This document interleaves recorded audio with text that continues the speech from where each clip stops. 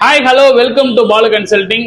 எல்லா பேரும் ஸ்கூட்டில சுசுகி அக்சஸ்ல தெளிவான வண்டி கேட்டிருந்தீங்க. லோ கிலோமீட்டர் ஓடின வண்டி எடுத்து வந்திருக்கோம்.